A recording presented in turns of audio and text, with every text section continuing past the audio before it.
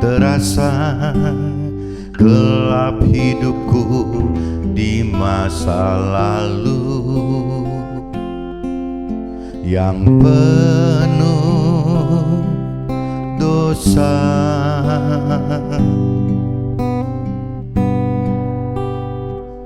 Sejuk terasa, damaikan indahnya hidupku ini bila aku dekatmu. Selamat tinggal masa lalu, selamat datang masa depan. Berikan aku ampunanmu dan kesempatan untuk diriku, Tuhan.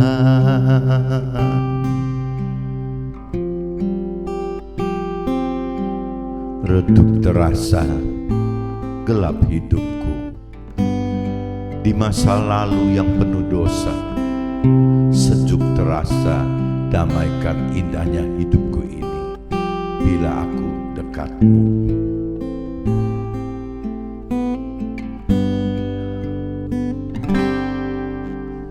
Karang di laut tersapu gelombang yang besar. Badai kan berlalu, semua kan berubah bila niatlah di dasar hatimu. Sembahlah Tuhanmu.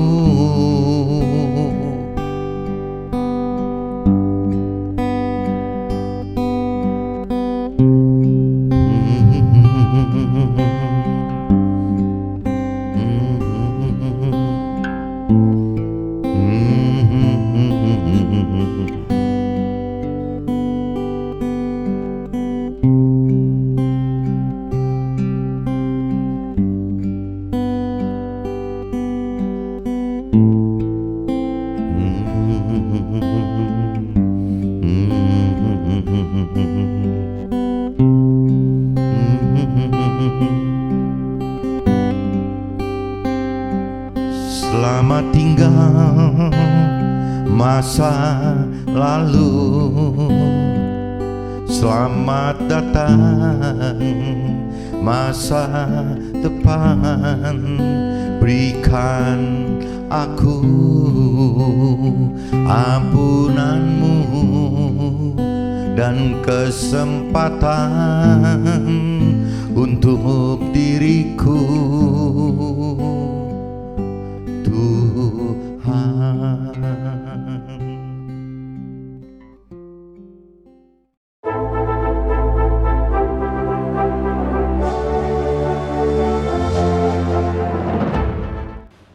Jumpa kembali di MCT Journey Inspiration of Life. Pagi ini saya mau coba sharingkan teman-teman dengan temanya adalah Tuhan adalah penguasa atas waktu dan jarak gitu, tanpa perlu berhadapan muka dan jeda proses gitu.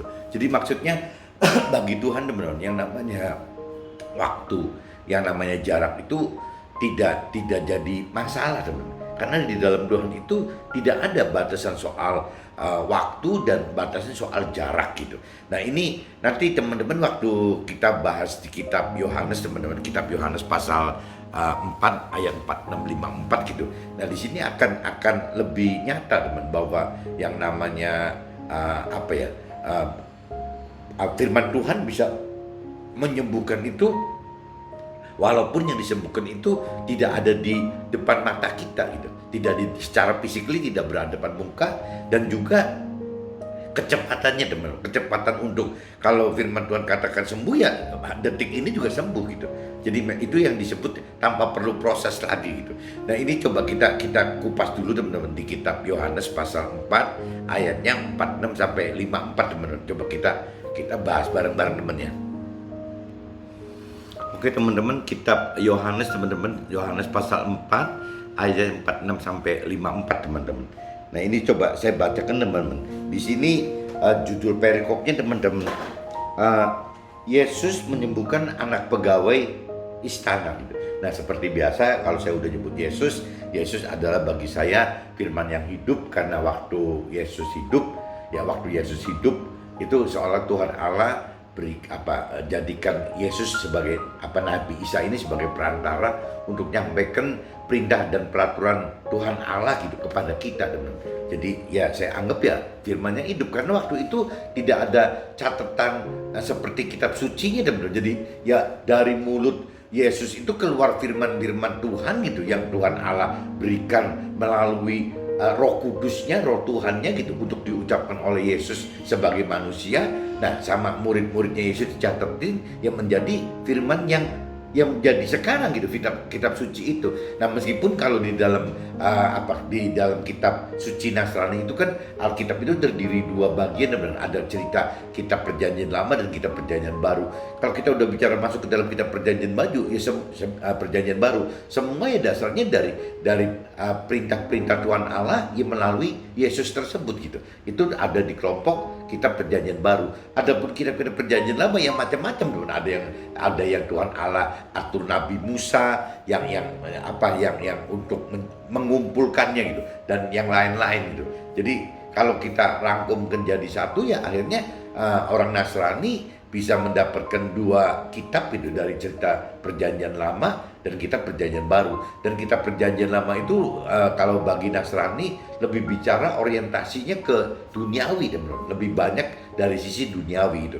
Tapi kalau kita bicara ke Perjanjian Baru itu orientasinya itu sudah lebih ke akhirat.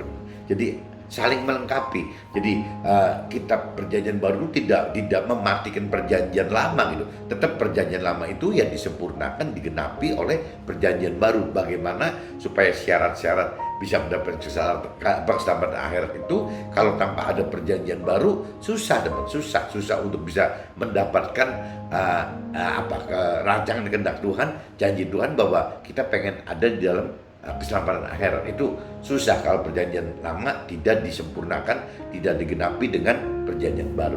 Karena ada unsur-unsur yang saya sering sharekan itu ada 3 unsur gitu. Ya kalau bagi Nasrani itu bahwa yang namanya Yesus itu wafat di kayu salib adalah sebagai penebusan dosa-dosa yang dosa asal kita, dosa dari Nabi Adam itu gitu. Itu ditebus secara versi rohani, ditebus dengan wafatnya Yesus di kayu salib. Tanpa ada penebusan itu susah untuk bisa selamat, mendapatkan keselamatan akhirat. Itu satu. Kedua, ya dengan adanya Yesus akhirnya jadi ada penyempurnaan, ada penggenapan kitab suci ini gitu. Bagaimana menggabungkan kitab Perjanjian Lama yang dari zamannya Musa gitu, Nabi Musa, menjadi satu Perjanjian Baru yang zamannya Nabi Isa gitu. Nah ini digabung jadi satu. Nah akhirnya timbul firman. Ya firman itu gitu. Jadi kita di Nasrani mendapatkan dua kitab suci gitu, kitab yang dibagi 2, Perjanjian Lama dan Perjanjian Baru. Kita dapat semua gitu. Nah yang ketiganya teman-teman, kalau cerita Yesus diutus Tuhan Allah ke dunia itu kan disertai bukan cuma sebagai wujud manusia gitu. Jadi Yesus ini oleh Tuhan Allah diberi kekuatan Roh Tuhan. Nah Roh Tuhan itu kalau Nasrani nyebutnya Roh Kudus. Nah kalau di Muslim, kata teman-teman di Muslim katanya nyebutnya itu Nur. Berarti hampir sama gitu, bahwa yang namanya Nabi yang di Muslim maupun Nabi yang di Nasrani ya bukan cuma bentuknya manusia, tapi diberi kekuatan Roh Tuhan itu gitu. Makanya jadi bisa memberitakan firman Tuhan dengan cara yang benar gitu teman-teman. Baik itu Nabi Muhammad di Al-Quran, atau mungkin Nabi Isa di Nasrani, atau nabi-nabi yang lain saya nggak ngerti gitu. Apa Nabi Konghucu juga sama gitu untuk Konfusius itu gitu. Atau mungkin Siddhartha Gautama mungkin yang di Buddha gitu. Yaitu ya pasti punya pewahyuan yang dari Tuhan itu. Nggak mungkin orang sehebat itu, sebesar itu tidak ada pewahyuan itu. Ya bagaimana menjadi perantara Tuhan, ya pasti karena memang ya karena ada pewahyuan dari Tuhan ya. Cuman ya bentuknya apa saya kurang tahu. Cuma kalau di Nasrani ya jelas itu ada Roh Tuhan, ada Roh Kudus. Kalau di Muslim katanya disebutnya ya Roh Tuhan atau Nur gitu. Nah ini kurang lebih gitu teman-teman. Nah kalau kita lihat di kitab Yohanes 4 pasal 4634 ini kan lebih bicara bagaimana orang yang tidak mengerti akan firman Tuhan tapi percaya dengan firman Tuhan gitu, dengan firman Tuhan yang hidup, karena waktu itu tidak ada kitab suci, adanya cuman ya Yesus yang hidup gitu, yang menjadi perantara Tuhan Allah memberitakan firman-firman Tuhan gitu. Nah ini saya coba bacakan teman-teman. Saya simpulkan dari ini, satu, bahwa orang yang tidak atau belum mengenal Tuhan itu kok lebih hebat gitu, bisa lebih beriman kepada orang yang mengaku meyakini akan percaya Tuhan dan mengenal Tuhan tidak dengan dasar-dasar firman Tuhan, atau bahkan bisa mengalahkan orang-orang yang memang sudah mengenal Tuhan dengan benar, mengerti Tuhan dengan benar, tapi tidak berani melakukan Tuhan firman Tuhan itu. Bisa-bisa kalah yang begini pun juga. Jadi ya kembali lagi ini tergantung dari iman kita sendiri lagi teman-teman. Nah ini itu satu. Nah kedua, saya juga mau bicara bahwa yang namanya penyembuhan itu gitu, mujizat itu, tanda-tanda yang dari Tuhan Allah itu yang tidak membutuhkan waktu dan jarak gitu. Jadi waktu dan jarak. Jadi waktu cerita anaknya si pegawai istana ini disembuhkan kan tidak ada anaknya gitu, berarti kan tidak berhadapan muka gitu, tapi bisa langsung sembuh. Nah begitupun soal waktu gitu, ya nggak perlu harus ketemu dulu baru bisa, waktunya ketemu baru bisa disembuhkan, enggak ya, waktu belum ketemu pun sudah langsung bisa disembuhkan gitu. Nah itu kan berarti kan tanpa jarak jarak dan tanpa waktu, dua-duanya bisa terjadi kalau memang itu tanda-tanda atau mujizat dari Tuhan teman-teman. Oke teman-teman, kita coba mulai baca teman-teman ya. Kitab Yohanes teman-teman, kitab Yohanes pasal 4. Coba teman-teman cari di ayatnya 46 dan 54 teman-teman. Ayatnya 46 sampai 54. Nah ini, maka Yesus kembali lagi ke Kana di Galilea, di mana ia membuat air menjadi anggur. Dan di Kapernaum ada seorang pegawai istana, anaknya sedang sakit. Ketika ia mendengar bahwa Yesus telah datang dari Yudea ke Galilea, pergilah ia kepadanya lalu meminta supaya ia datang dan menyembuhkan anaknya gitu. Sebab anaknya itu hampir mati. Maka kata Yesus kepadanya, jika kamu tidak melihat tanda mujizat, kamu tidak percaya gitu. Nah ini nggak aneh teman-teman, kalau orang yang baru atau belum baru mengenal Tuhan. Mengenal Tuhan itu gitu melalui firman Tuhan itu gitu ya, biasanya ya mereka butuh tanda gitu teman-teman, butuh tanda dan juga butuh mujizat gitu, gampangnya gitu. Kalau enggak susah untuk orang yang tidak mengenal Tuhan, belum mengenal Tuhan atau baru mengenal Tuhan gitu. Selalu biasanya Tuhan tahu diberi tanda-tanda atau mujizat gitu, seperti jadi dispensasi supaya orang yang tidak atau belum atau mau mengenal Tuhan itu bisa lebih gampang percaya keberadaan akan Tuhan gitu. Nah pegawai istana itu berkata kepadanya, datanglah sebelum anakku mati. Kata Yesus kepadanya, pergilah anakmu hidup. Ya, pergilah anakmu hidup. Orang itu percaya akan perkataan dikatakan Yesus kepadanya lalu pergi. Nah ini tadi saya katakan, kok orang yang tidak atau belum mengenal Tuhan lebih beriman gitu untuk bisa percaya apa yang dikatakan oleh Yesus, apa yang dikatakan oleh firman Tuhan gitu. Kalau kita bicarakan Yesus itu untuk Nasrani dan firman hidup kan. Nah kalau cerita firman Tuhan saya anggap itu universal teman. Jadi bisa berguna untuk masing-masing firman Tuhan di dalam kitab suci kita masing-masing gitu kan, yang berbeda-beda gitu. Jadi seperti itu teman-teman. Jadi orang yang belum atau tidak mengenal Tuhan itu kok bisa lebih bisa percaya gitu, lebih mudah percaya dibanding kita gitu. Nah ketika ia masih di tengah jalan, hamba-hambanya telah datang kepadanya dengan kabar bahwa anaknya hidup. Jadi sebelum si pegawai istana itu nyampe ke rumahnya gitu, hamba-hambanya udah lapor dulu nih, dari rumahnya datang nyari si pegawai istana tersebut laporan gitu bahwa anaknya udah hidup gitu, nggak jadi mati. Ia bertanya kepada mereka, pukul berapa anak itu mulai sembuh? Jawab mereka, kemarin siang pukul 1 demamnya hilang gitu. Maka teringatlah ayah itu bahwa pada saat itulah Yesus berkata kepadanya, anakmu hidup. Lalu ia pun percaya, ia dan seluruh keluarganya gitu. Maksudnya ceritanya gitu teman. Jadi cerita kemarin berarti kan waktu si Yesus membuat anaknya sembuh gitu, anaknya hidup gitu. Nah waktu Yesus katakan anaknya hidup itu kan ceritanya kemarin teman, bukannya hari terjadi, kemarin gitu. Jadi waktunya padahal juga tidak berhadapan muka dengan anaknya yang lagi sakit itu, yang dianggap sudah meninggal itu gitu. Tapi ya sembuh gitu loh. Nah ini yang dimaksud dengan cara kerja Tuhan, firman Tuhan itu ya tanpa batas waktu dan tanpa ada batas jarak teman-teman. Jadi wajar-wajar aja gitu. Kalau sampai Firman katakan 1000 tahun itu seperti satu hari itu 1000 tahun, karena memang nggak ada parameternya teman, nggak ada itu. Karena apa?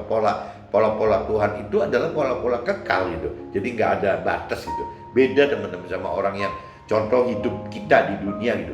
Hidup kita di dunia ini kan parameternya menurut firman kan 70-80. Itu firman Tuhan katakan seperti itu. Tapi juga kalau kita baca di firman secara umum gitu, ya umur manusia itu maksimal 120 tahun teman-teman. Jadi kalau kita gabungkan dua ayat itu gitu, ya umur kita seolah punya potensi 70-80 tahun atau 120 tahun gitu. Kalau memang Tuhan kehendaki gitu. Tapi maksimal 120 tahun gitu. Nah, kalau kita bicara masuk ke dalam keselamatan akhirat, di ukurannya dengan akhirat gitu. Ukuran akhirat itu kan nggak ada batasnya teman-teman. Yang bukan 2 kalinya 70 kali 80 tahun di dunia, bukan begitu teman. Atau 10 kalinya gitu, 10 kalinya 120 tahun juga bukan begitu gitu. Karena yang namanya di sana itu kekal itu nggak ada batas. Jadi kalau kita sadar hidup kita 70-80 tahun bahkan sampai 120 itu nggak ada gunanya teman. Karena terlalu singkat gitu, terlalu sementara, terlalu fana kalau dari pengertian rohani gitu. Nah ini yang Tuhan nggak mau kita kejebak hanya berhenti di urusan duniawi saja. Sedangkan orang-orang yang tidak atau belum mengenal Tuhan gitu, atau orang-orang yang dengan percaya diri, berkeyakinan mengenal Tuhan dan percaya Tuhan dan mengenal firman Tuhan, meskipun tidak dengan dasar firman Tuhan. Nah, pola-pola orang dunia, ini sebutnya kan orang dunia tuh.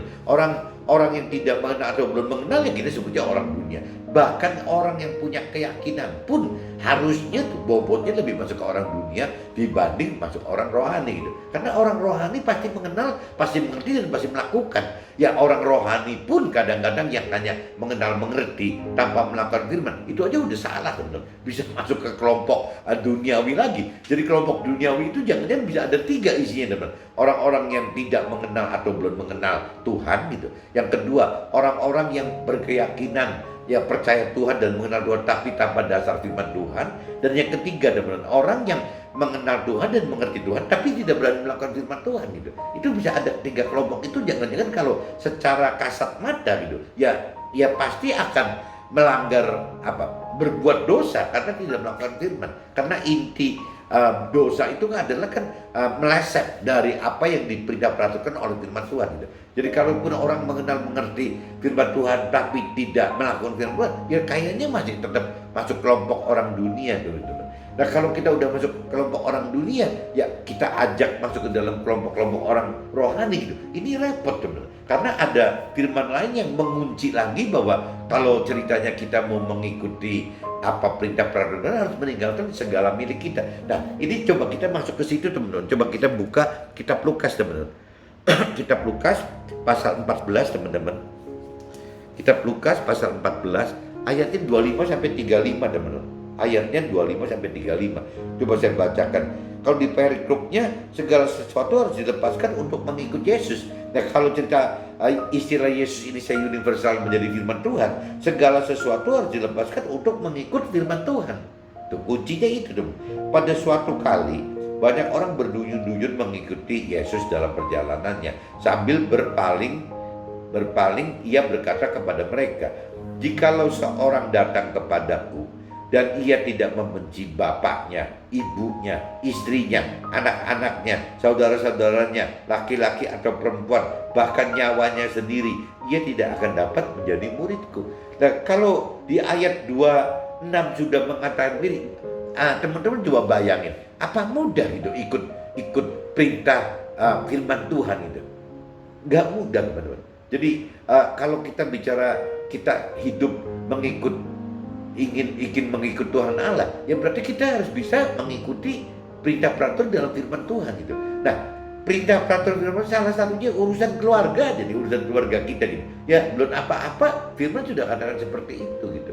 Ya apabila kita tidak membenci bapaknya, ibunya, istrinya, dan bagaimana kalau orang baik, orang dunia pasti mikirnya ini aliran sesat atau gimana gitu. Kok mengajari seolah tidak mengasihi. Padahal maksud Tuhan bukan begitu loh. Yang maksud Tuhan itu adalah kalau benar kita mau ikut Tuhan Allah untuk mendapat keselamatan akhirat, itu tidak ada cara lain teman. Harus bisa nomor satu mengasihi Tuhan tanpa prioritas itu. Jadi nomor satu yang Tuhan itu, Tuhan itu, mengasihi Tuhan. Nah tapi kalau kita bicara dunia memprioritaskan, ya boleh gitu. Setelah kita mengasihi Tuhan, nah baru ya Tuhan nanti melalui kita perintahkan untuk bisa mengasihi istri kita, menghormati orang tua kita, menjagai anak-anak kita, menuntun anak-anak kita untuk hidup benar. Yaitu keluar itunya. Tapi nomor prioritinya harus ke Tuhan dulu, harus mengasihi Tuhan, baru nanti Tuhan yang akan perintahkan ke kita ya untuk bisa ya menghormati, mengasihi, menuntun gitu.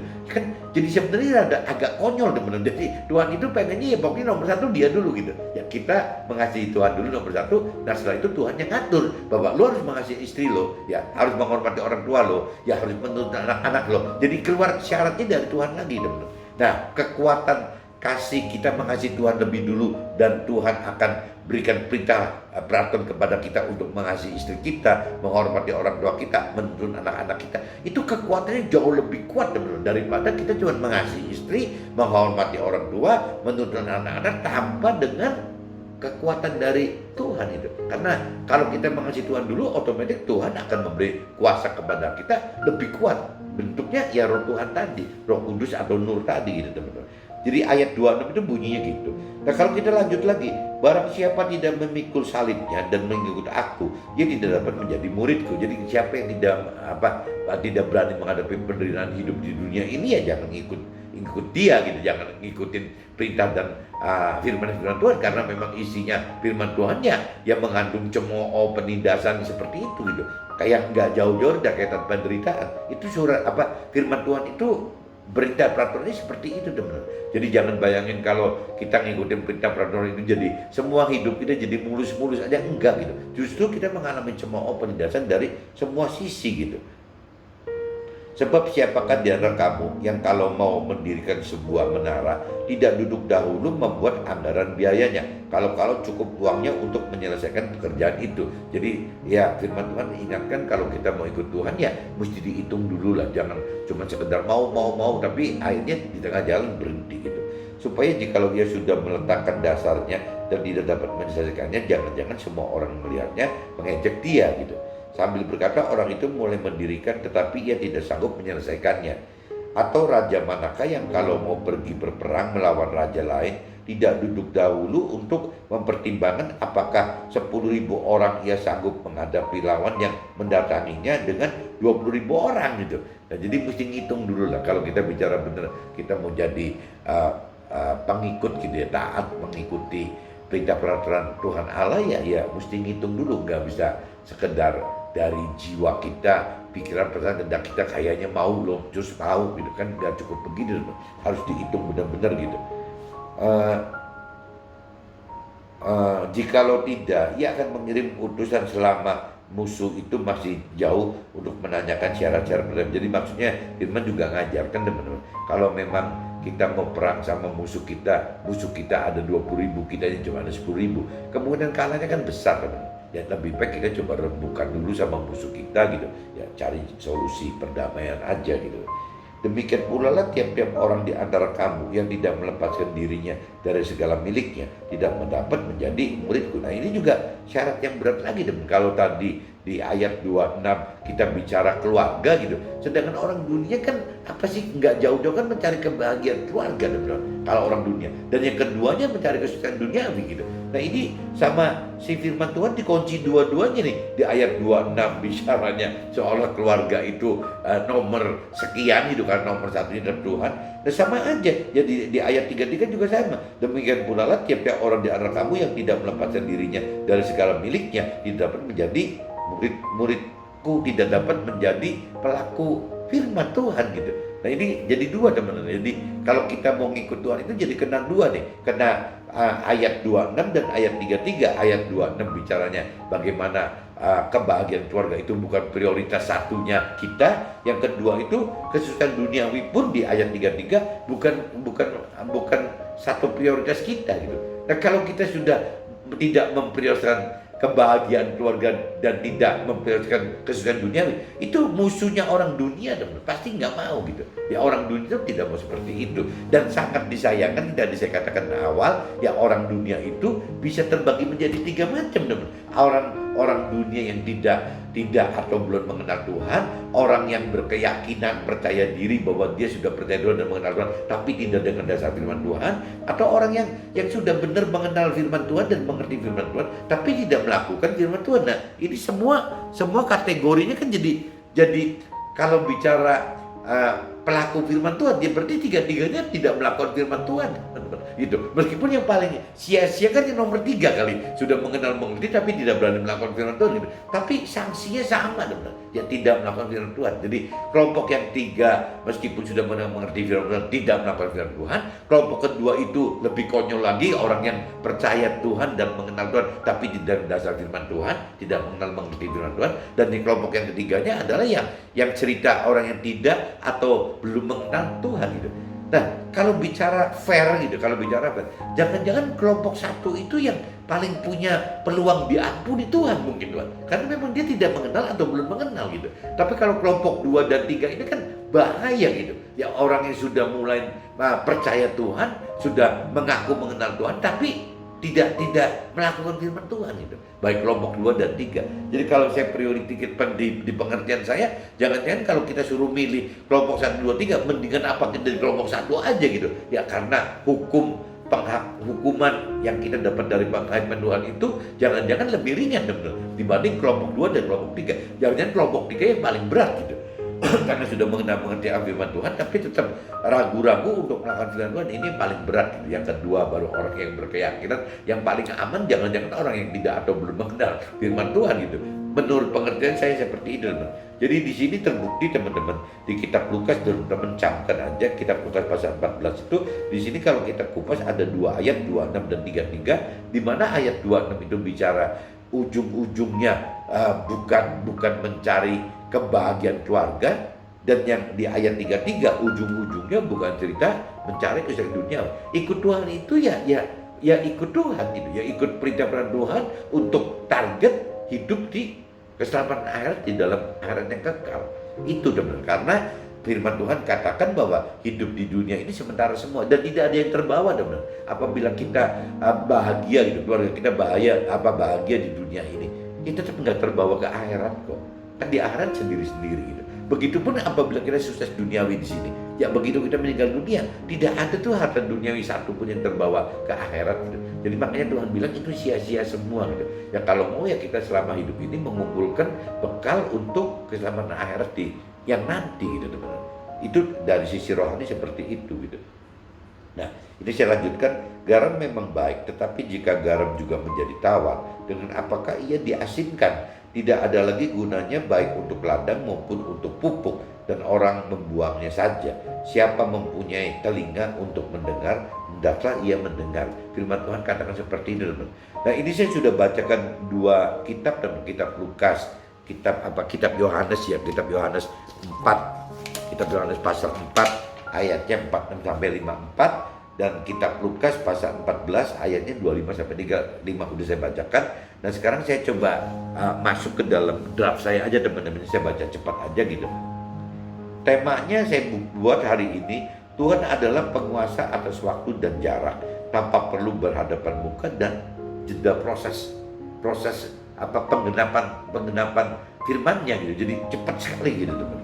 Nah, bagi orang yang tidak atau belum mengenal Tuhan, serta orang yang hanya berkeyakinan, percaya dan mengenal Tuhan tidak dengan dasar yang benar, oleh karena tidak atau belum mengenal dan mengerti akan firman, maka sangat dibutuhkan tanda-tanda ajaib atau mujizat-mujizat sebagai bukti keberadaan Tuhan gitu.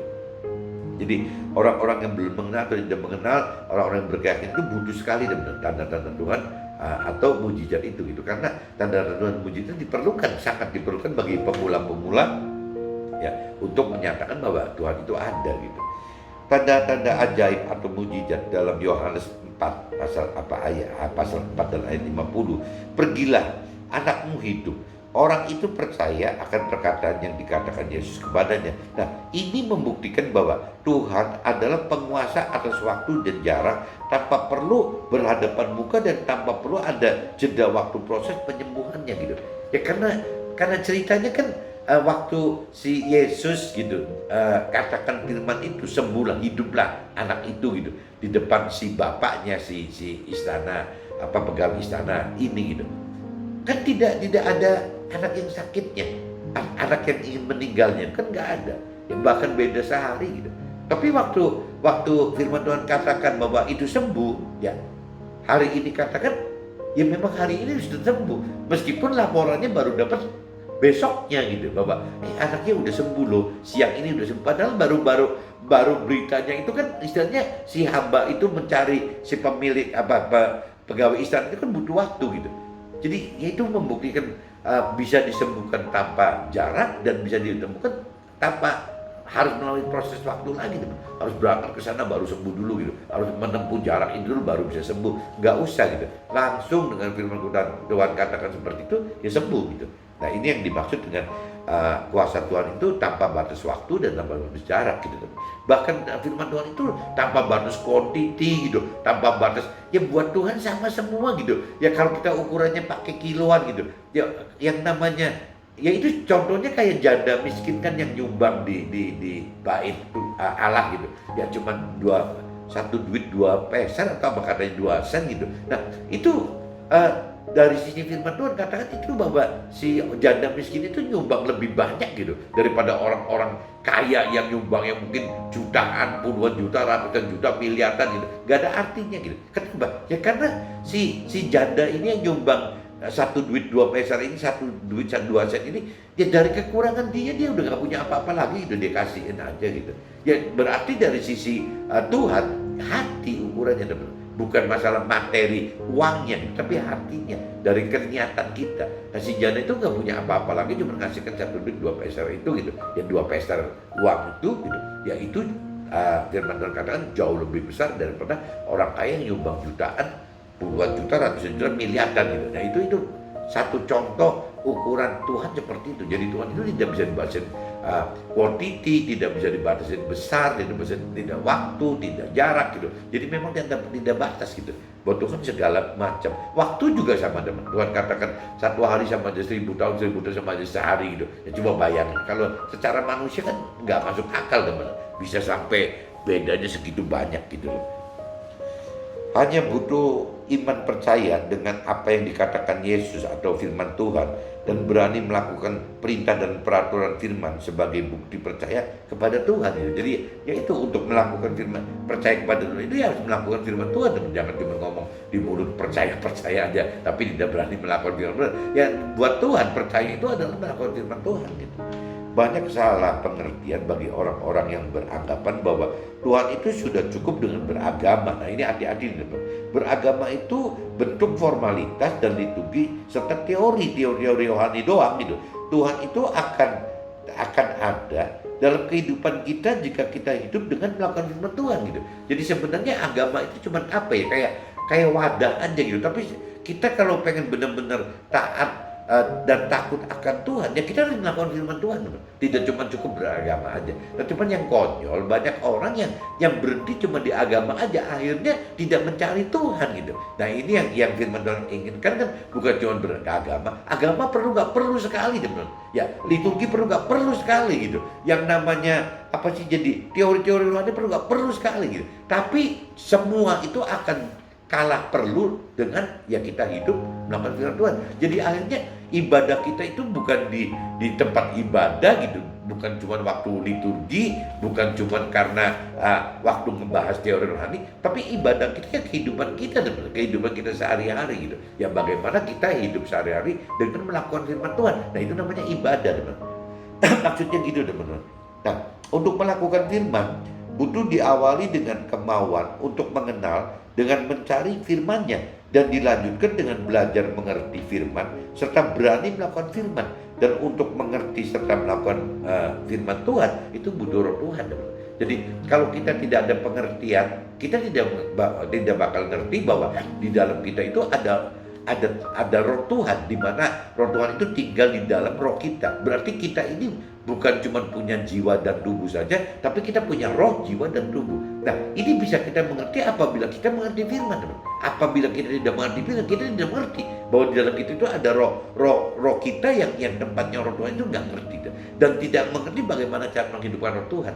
Nah, kalau kita tidak menghidupkan roh Tuhan, tidak ada kemampuan untuk mengerti firman Tuhan dan tidak ada kemampuan untuk melakukan firman Tuhan. Jadi kita sangat perlu sekali, teman. Jadi butuh firman Tuhan dan butuh roh Tuhan gitu untuk bisa taat dan takut dengan apa yang Tuhan perintah peraturan untuk dapat kita lakukan gitu. Jadi perlu sekali roh Tuhan, firman Tuhan dan roh Tuhan gitu. Untuk melakukan firman Tuhan, segala sesuatu harus dilepaskan. Kitab Lukas di pasal 14:33 tadi, demikian pula lah tiap-tiap orang di antara kamu tidak melepaskan dirinya dari segala miliknya, tidak dapat menjadi muridku.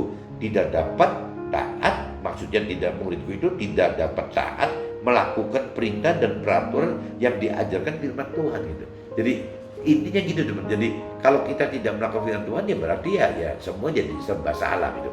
Nah, orang dunia dan orang yang punya keyakinan itu, atau orang yang mengerti firman Tuhan tapi tidak berani melakukan firman Tuhan gitu. Ya itu prinsipnya gitu, teman. Ya, yang penting parameternya adalah mencari kebahagiaan keluarga di dunia sekarang gitu. Yang penting adalah sukses duniawi di dunia sekarang. Parameternya cuma dua itu aja, teman. Yang tadi dikatakan di ayat 26 dan pasal 44 tadi kan, coba kalau teman-teman mau camkan di kitab Lukas 14 pasal 14 ayatnya 26 bicara bagaimana keharmonisan kebahagiaan keluarga. Di ayat 33 adalah kesuksesan duniawi gitu, bagaimana. Nah, orang dunia itu senang ini, teman. Sedangkan Tuhan bukan itu gitu. Nah, mudah-mudahan dengan sharing pagi ini saya pengertian saya yang saya anggap benar, meskipun saya juga nggak ngerti apa tepat nggak seperti yang Anda pikir, minimal bisa jadi satu cross check lah untuk inputan bahwa ya sharing saya seperti ini, ya mudah-mudahan tidak salah gitu. Oke, teman-teman, see you, bye bye.